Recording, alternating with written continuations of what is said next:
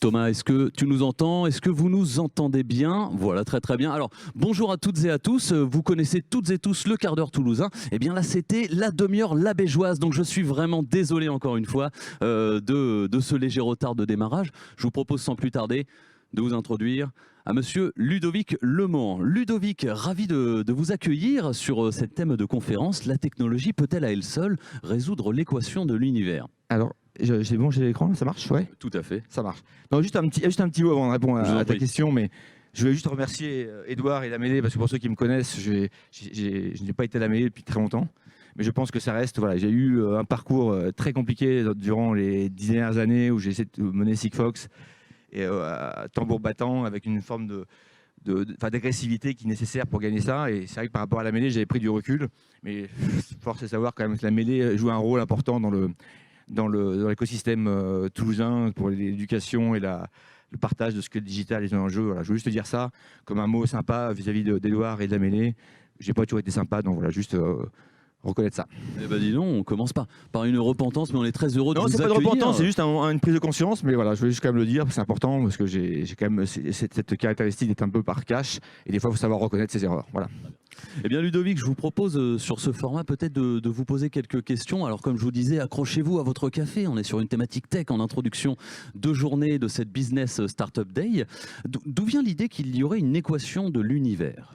Alors ça, c'est un sujet sur lequel je fonctionne depuis un bout de temps. C'est que très très jeune, même dans un plus jeune âge, je me suis dit, c'est pas possible, il y a un truc qui va pas, on donne pas, il y a une question, peut-être qu'on est là pour répondre à une question. Donc, quelle question, je ne sais pas. Mais il s'avère que, bon, né en 63, dans les années 70, on a commencé à parler de la théorie du Big Bang, qui s'avère une théorie qui fonctionne assez bien aujourd'hui. Donc ça m'a quand même pas mal interrogé. Je me suis dit, le Big Bang, ok, c'est un point de départ, mais avant le Big Bang, il y a quoi, etc. Donc toutes ces questions-là m'ont toujours taraudé. Puis est arrivé dans les années 80 le digital. Et on a commencé à numériser la musique, les CD, et puis depuis de fil en aiguille, on numérise quasiment tout maintenant. On est en train de presque numériser nos cerveaux, l'ADN, etc. Donc on est dans une dynamique où je me dis quand même tout ça, cette tendance à numériser, est-ce que ça ne tente pas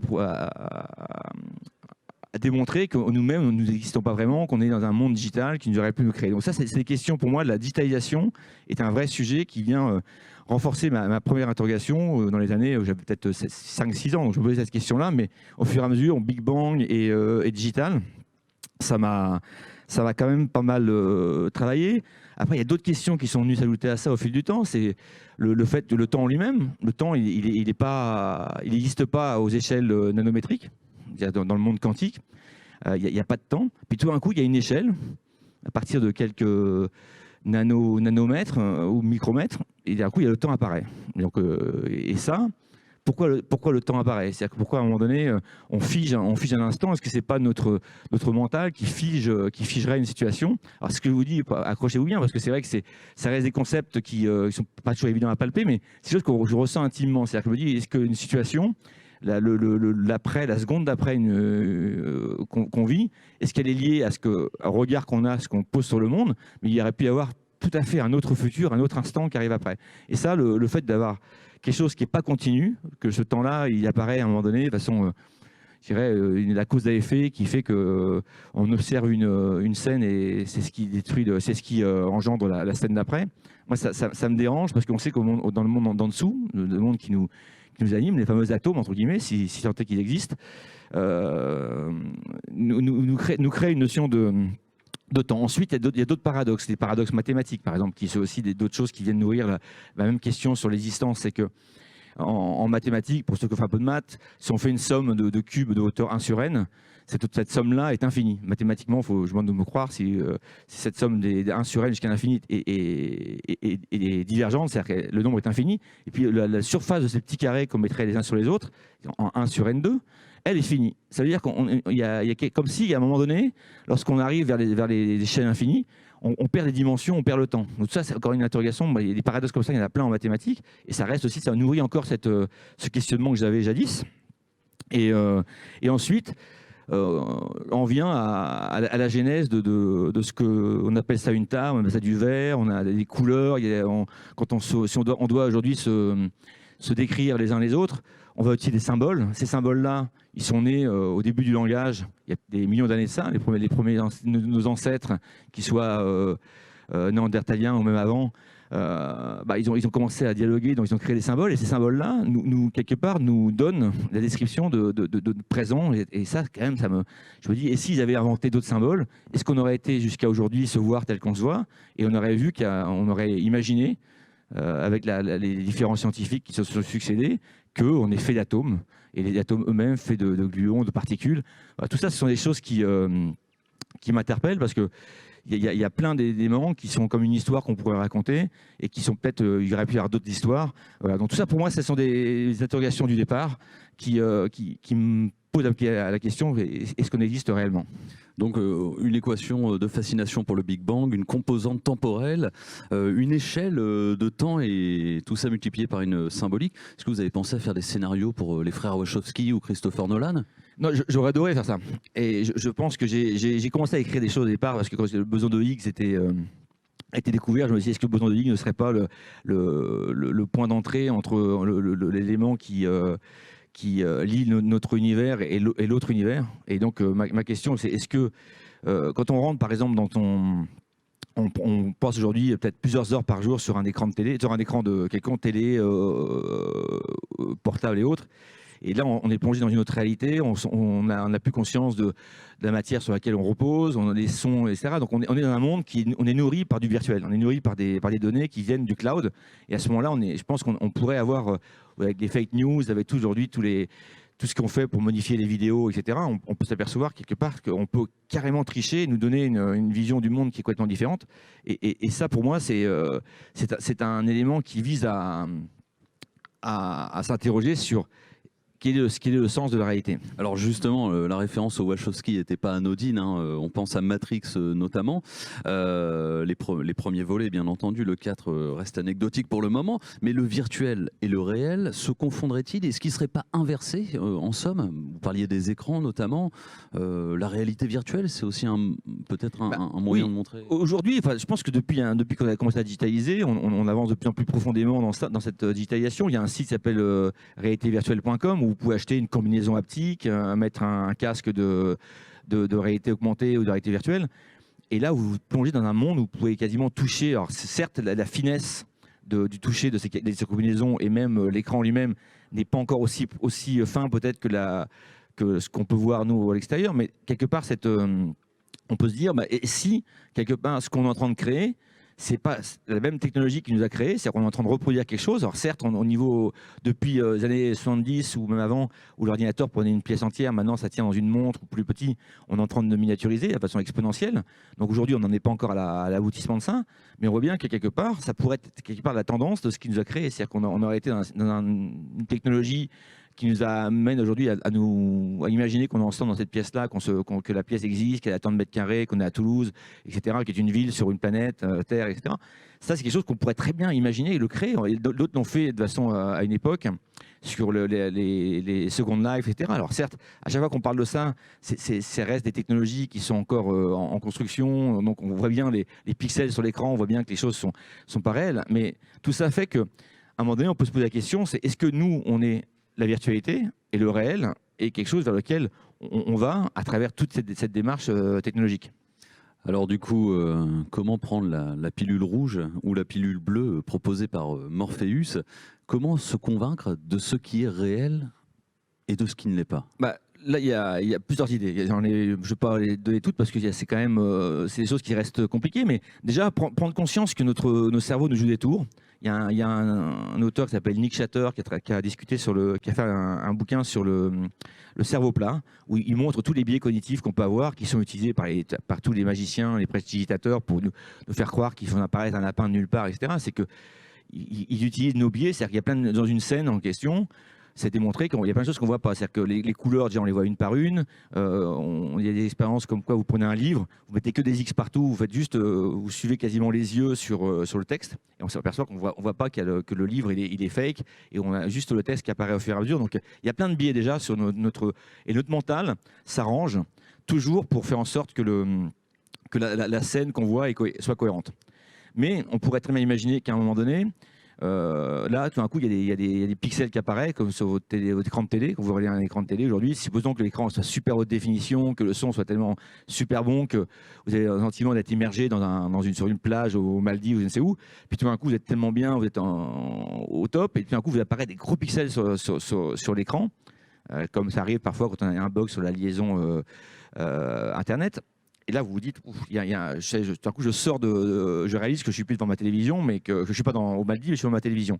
On pourrait imaginer recréer ces fameux pixels dans notre monde à nous. Et ces pixels-là n'arriveront pas tels quels, parce que notre cerveau s'arrange toujours pour que ces fameux bugs, s'ils arrivaient, ne soient pas visibles. Mais on pourrait imaginer, et c'est aussi pour ça qu'en tant que moi, fondateur de Sigfox, jadis, j'avais cette idée-là de me dire, si on digitalisait le monde, c'est-à-dire qu'on prenait toutes les grandeurs physiques, c'est hyper ambitieux, hein, c'est-à-dire qu'on prend tous les capteurs de température, de mouvement, de tout ce qui est physique autour de nous, on en créait un avatar virtuel. C'est-à-dire qu'on avait une espèce de transposition numérique du monde, dit le monde physique, on a le sentiment que cette chaise que j'appuie dessus, elle réagit. Donc si on faisait ça, donc on a une copie digitalisé du monde physique, et tout d'un coup on crée avec une IA un cerveau qui s'appelle le nôtre, donc un cerveau qui serait créé de façon différente de nous, parce que si on le crée nous-mêmes, on va remettre le mental dedans, donc on va aboutir à la même chose. Donc un cerveau qui serait créé par une intelligence artificielle qui, elle, ne regarde pas le monde comme on le regarde. Il y a plein de littérature sur le fait que les IA parfois résolvent des problèmes et on ne sait pas trop bien comment ça fonctionne, même si c'est basé sur des algos mathématiques, mais ça donne des résultats assez bluffants. Et donc là, on pourrait imaginer que ce cerveau, c'est une IA qui construit. On a une vision du monde physique qui est projetée dans ce cloud-là. Et peut-être que ce cerveau pourrait valider le fait qu'on est dans un monde virtuel. C'est une possibilité, il y aura d'autres, mais je pense que ce qu'on a vu avec Galilée, avec Newton, Einstein, etc., donc dans le temps, il y a plein de certitudes qu'on a exposées. La Terre n'était pas plate, elle était ronde. Après, c'est pas le Soleil qui tourne autour de la Terre, mais c'est l'inverse, etc. Et jusqu'à Einstein, où maintenant on a commencé à conceptualiser le monde quantique, le fait qu'il y avait plusieurs réalités au même moment, c'est-à-dire tout est possible à un instant T, à une certaine échelle. Peut-être que demain, la prochaine révolution physique, c'est qu'on arrête de casser l'atome.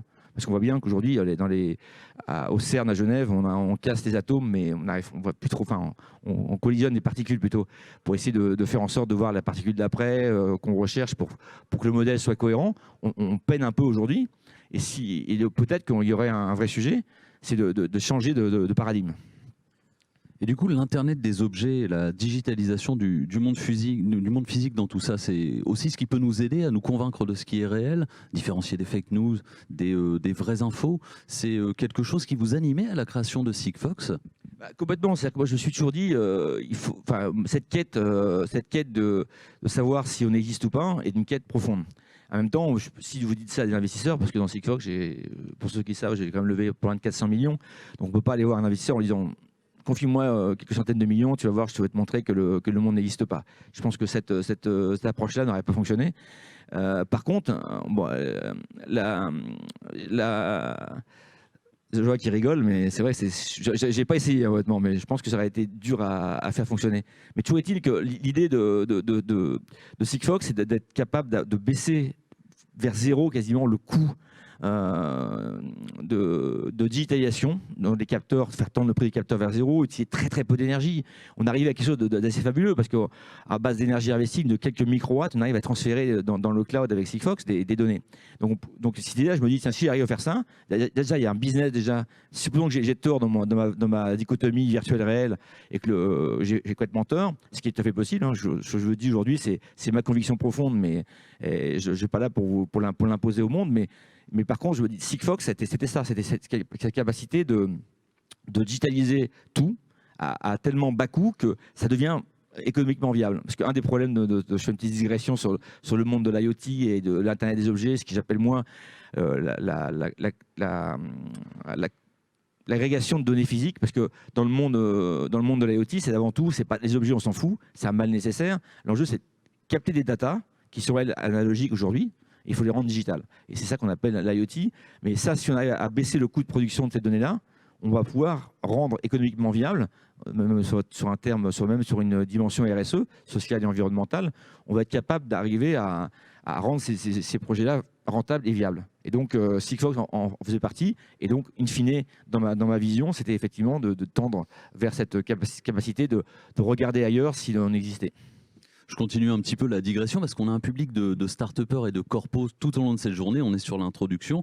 C'est important dans un discours face à des investisseurs de teinter le réalisme, le pragmatisme économique, mais aussi la vision porteuse, de porter une vision de la société qu'on aimerait changer.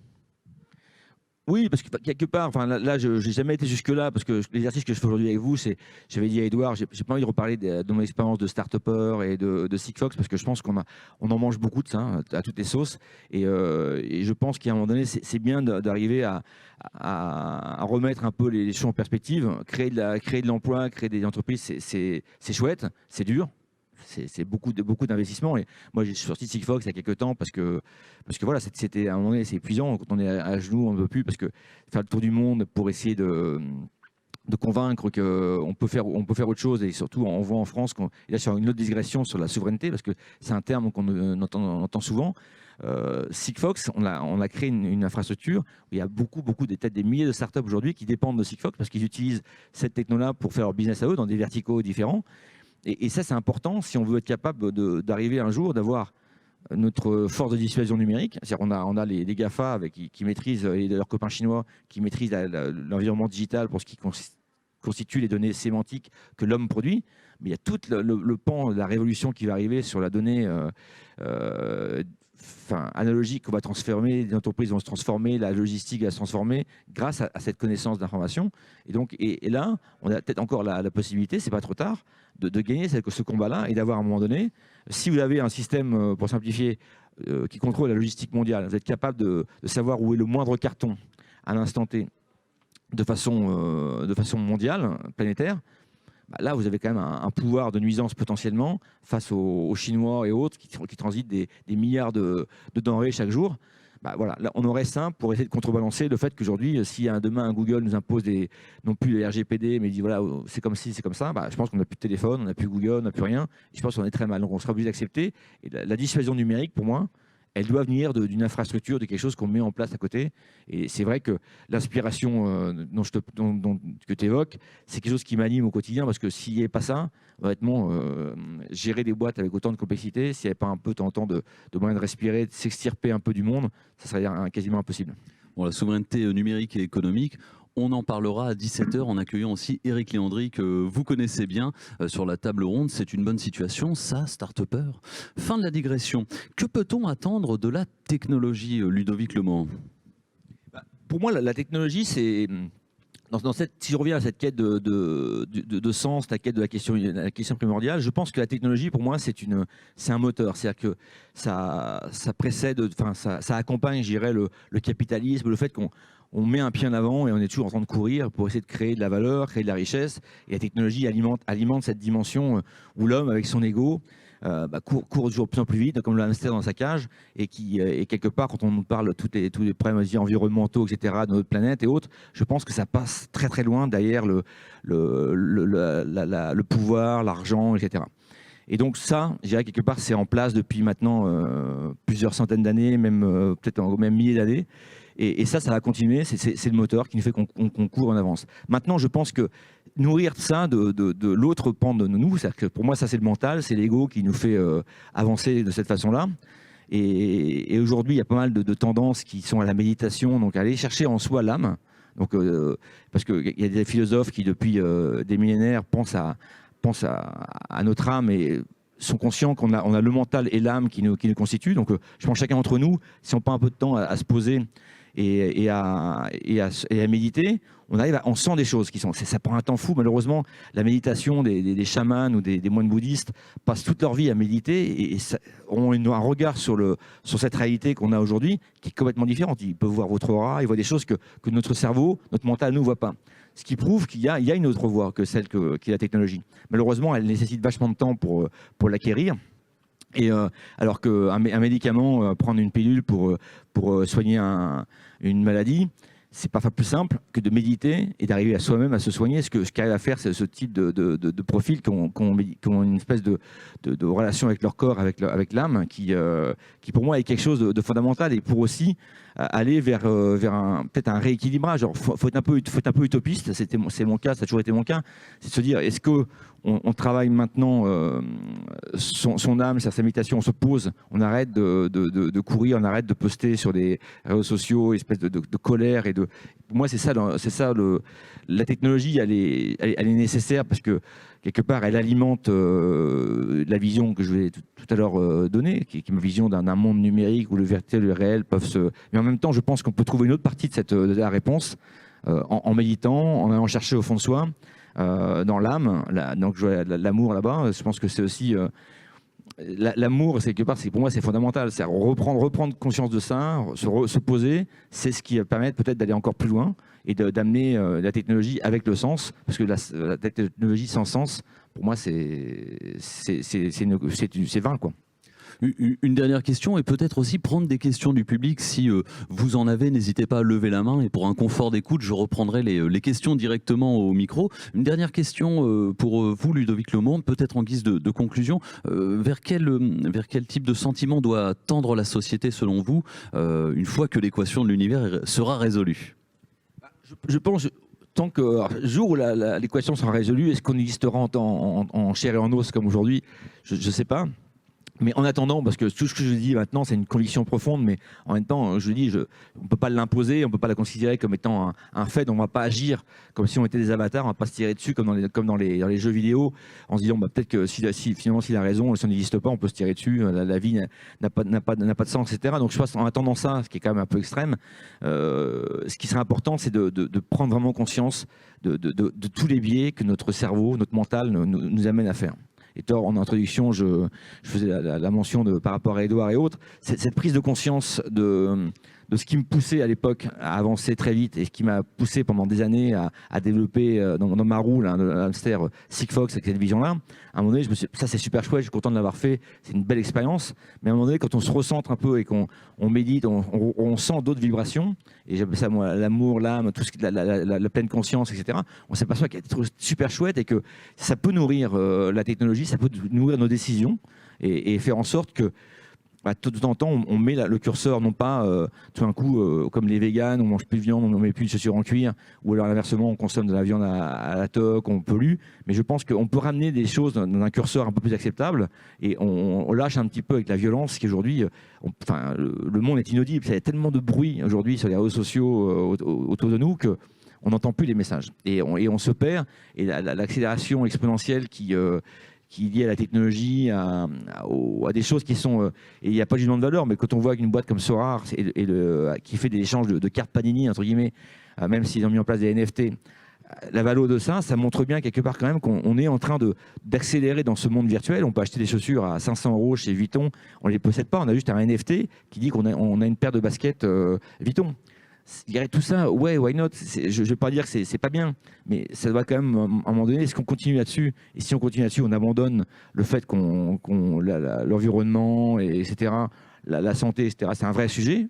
On arrête l'hypocrisie, on va à fond. Soit on se dit quand même, on a envie d'avoir une planète qui fonctionne, on a envie d'amener un niveau social pour tout le monde, c'est-à-dire qu'on met la technologie au service de l'humanité et pas l'inverse. Et là, on crée des concepts où je pense qu'avec toute l'intelligence qu'on a, tout le savoir-faire, on pourrait créer un modèle où chacun a suffisamment de calories pour vivre chaque jour et a un X mètres carrés de façon en toit pour vivre. Et ça, on pourrait modéliser ça à l'échelle planétaire et faire en sorte que toutes les richesses soient utilisées pour, à minima, créer ce socle-là. Il y aura encore énormément de place au-dessus pour que des gens aient des yachts, aient des villas partout dans le monde, etc. Je pense qu'on pourrait utiliser les technologies différemment, mais pour le coup, avec vraiment une volonté du sens et arrêter de nous faire croire que le problème environnemental et la misère dans le monde est un vrai sujet.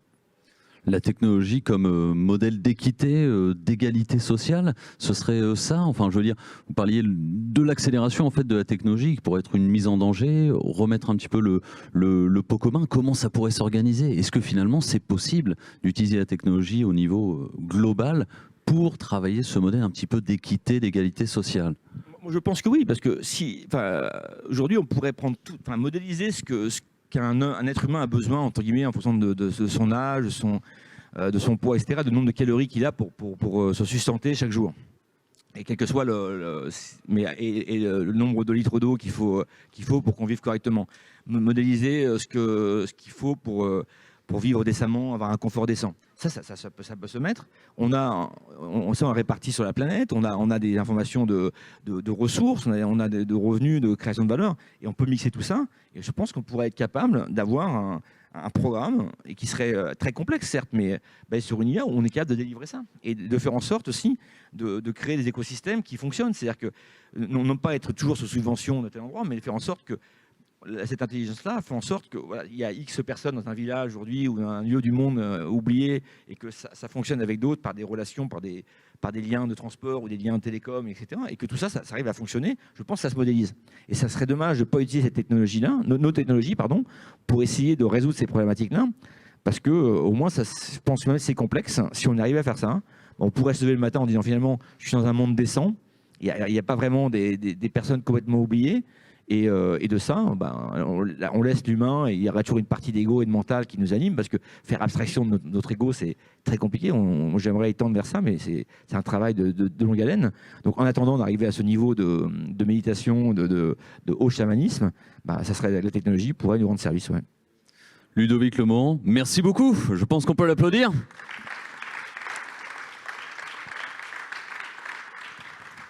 On a peut-être 5 petites minutes pour prendre une ou deux questions à la volée. Alors, histoire de dégripper, moi, comme je sais que le cinéma, dans cette phase préparatoire, vous plaît, j'ai envie de vous demander, c'est quoi votre film préféré sur la science-fiction, sur la technologie, celui que vous me conseilleriez d'absolument voir, là, tout de suite après cette conférence? Je pense que celui que beaucoup de gens connaissent, c'est Inception. Inception. Tout le monde a vu Inception ici? Tout le monde a compris Inception ici? Menteur. La fameuse toupie qui quand même, quelque part, celle qui va donner est-ce qu'on vit dans la réalité ou pas, c'est un peu ça que j'essaie de proposer avec mon histoire d'écran, digitalisation du monde. C'est ce regard-là, est-ce qu'on est dans la réalité ou dans le virtuel, et ça, c'est quand même, pour moi, toutes les métaphores de la vie aujourd'hui, ce qui se passe à Lourdes, on est croyant ou pas croyant, mais il y a quand même plein de singularités dans le monde, dans notre réalité, telle qu'on l'aperçoit, qui devrait amener à se poser des questions. Non, je pensais justement à la toupie dans Inception. On ne sait pas si elle tombe ou si elle continue de tourner. On ne sait pas si c'est le rêve ou la réalité. Alors, est-ce que l'équation de l'univers, elle ne serait pas plus belle si elle n'était pas résolue? Vous êtes sur Boomerang sur France Inter. Ouais, je pense que elle sera peut-être résolue un jour, ou alors d'autres hypothèses, c'est que là, c'est une autre, ça c'est moins poétique, mais on serait dans une récurrence. C'est un truc un peu qui est une profondeur infinie, c'est-à-dire qu'on atteint un tel niveau technologique qu'on est capable de recréer le monde dans lequel on est. C'est-à-dire qu'on recrée les bases d'un modèle, et quand on les exécute, parce que à une époque, je m'étais imaginé recoder l'univers. En fait, aujourd'hui, il y a plein de choses qui sont frappantes. C'est-à-dire que si imaginons quand on est sur un ordinateur, supposons qu'on on a la maîtrise du corps, par exemple, on pourrait, si vous avez une maladie, un cancer, etc., on peut imaginer avec sa souris effacer le cancer quand on est dans un monde digital, pas de problème. Et donc, quand on voit des phénomènes à Lourdes ou autres, on pourrait s'imaginer, si on est dans un monde digital, tout d'un coup on arrive dans ce monde-là, il y a un gars qui est derrière une console, qui dit allez, je clear le cancer, je clear l'invalidité de la personne, etc. C'est assez facile quand on se projette, si on était derrière un écran et qu'on est dans un jeu virtuel où on a des avatars qu'on manipule avec une souris. Donc quelque part, ça pour moi, j'ai oublié la question, je suis parti dans un délire. Mais une question plus compliquée que la réponse elle-même. Donc je disais, est-ce que finalement le mystère n'est pas plus beau que le pragmatisme et la réponse finalement à l'équation de l'univers? Ouais, ça, c'est qu'est-ce qui a précédé notre humanité? Est-ce qu'il y a un autre, le monde pour moi réel ou virtuel qui est de l'autre côté? Quel est-il? Et ça, pour moi, ça reste une magie. Et si un jour on répond à ça, je pense pour y répondre, à mon avis, on aura peut-être disparu notre aspect physique et le fait qu'on conceptualise un corps, c'est encore une fois, c'est notre mental qui nous donne une forme physique. Peut-être à ce moment-là, on aura oublié, on aura dépassé ça, on sera libéré de notre corps physique, et là, on sera dans un monde purement philosophique. Virtuel, universelle. Est-ce qu'il y a des questions dans la salle ? On est un petit peu tôt le matin, mais n'hésitez pas, hein, je reprends les questions. La seule question bête, c'est celle qu'on ne pose pas, à moins qu'il soit un peu tôt. Mais en tout cas, c'était très intéressant. Merci beaucoup, Ludovic Lemohan, d'avoir été à notre micro. Et bonne journée à vous alors. Merci d'avoir fait cette keynote d'ouverture de la journée du Business Startup Day. Je vous invite toutes et tous à rester puisque dans 5 minutes, nous allons commencer le Meet the Big, une série de pitchs mêlés entre start-up et grands comptes. Et comme la mêlée l'entend, en 2 mi-temps, suivi d'une 3e mi-temps bien entendu, mais je vous en parlerai tout à l'heure. Rendez-vous 10h pile ici même pour une inauguration avec Sandrine Julien-Rouquier, présidente de la French Tech. Merci à toutes et à tous, à tout de suite.